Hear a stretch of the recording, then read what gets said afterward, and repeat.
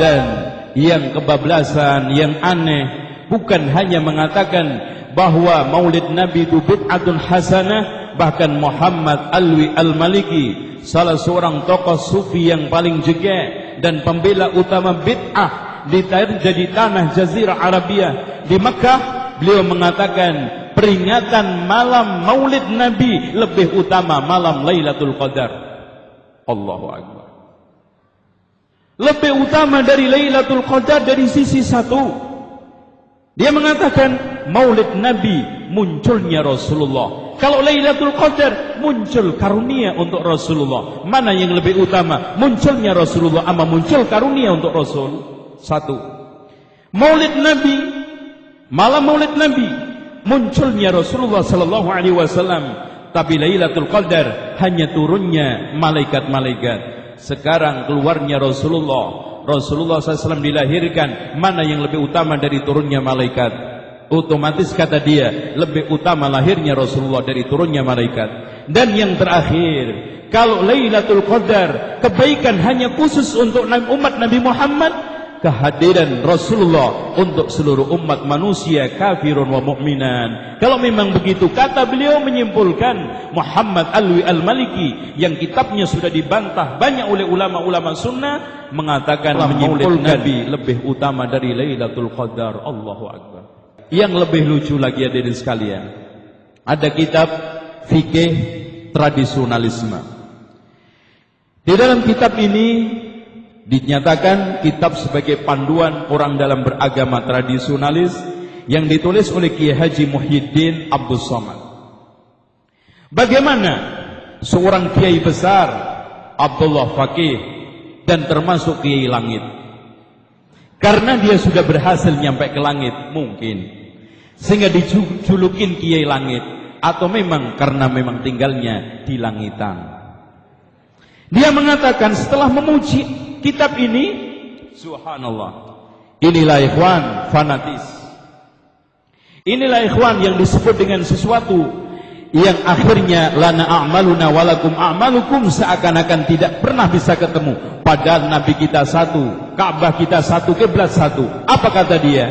Apabila dari pihak mu'tadidin, maksudnya orang-orang yang tidak setuju tentang praktek amaliyah Nahdlatul Ulama, itu masih berbeda pendapat dan menolak, maka silahkan menempuh jalannya sendiri setelah itu. Karena hal itu adalah masalah khilafiyah ijtihadiyah yang menurut kaidah agama tidak dapat saling menggugurkan. Al-ijtihadu la yunqadu bil ijtihad. Saya dukung ijtihad tidak boleh dibatalkan dengan ijtihad, tapi tolong dicamkan bisa dibatalkan dengan dalil. Tapi anehnya ikhwan, dia bikin kaidah setelahnya. Tapi tidak semua pendapat orang itu bisa diterima, dan tidak semua khilaf itu mu'tabar, diakui. Wa laisa kullu khilafin jaa mu'tabara. Tidak semua khilaf bisa kita anggap, bisa mu'tabar, kita berhitungkan. Illa khilafun lau haddun minan nadhar, kecuali perselisihan yang memang bisa dipandang, memang bisa kita anggap itu khilafiyah. Antum lihat pernyataan beliau setelahnya. Kitab ini menjelaskan kebenaran amalan jamaah kita.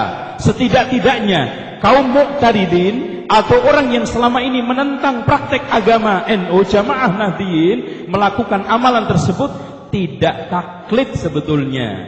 Tolong dicamkan, Jamaah Nahdliyin melakukan amalan tersebut tidak taklid buta kepada pendahulunya. Karena itu tidak perlu diperdebatkan lagi. Tuh lihat.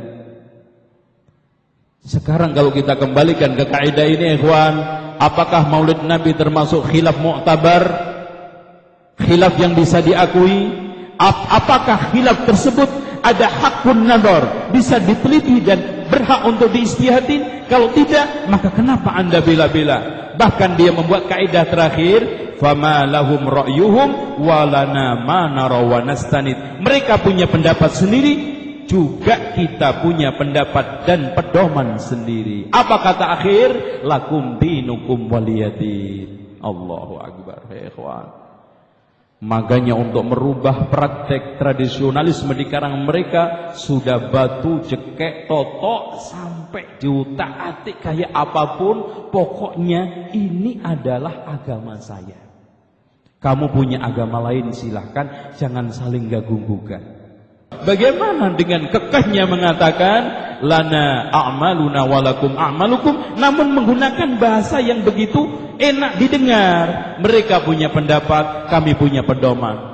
Nastanid, padahal kalau dia mau mengungkap kalimat nastanid sanad artinya adalah dalil. As-sanadu minad din, berarti di sini adalah hadis-hadis Rasulullah. Mana praktek-praktek yang mereka praktekkan dari mulai tahlilan, maulid Nabi, Isra Mi'raj, tersanadkan kepada Rasulullah, nyambung kepada Rasulullah. Kalau kita tanyakan, Abu Bakar pernah enggak tahlilan? Umar bin Khattab pernah enggak melakukan mitoni 7 bulanan? Apakah pernah mereka melakukan maulid Nabi? Semuanya jawabnya nol.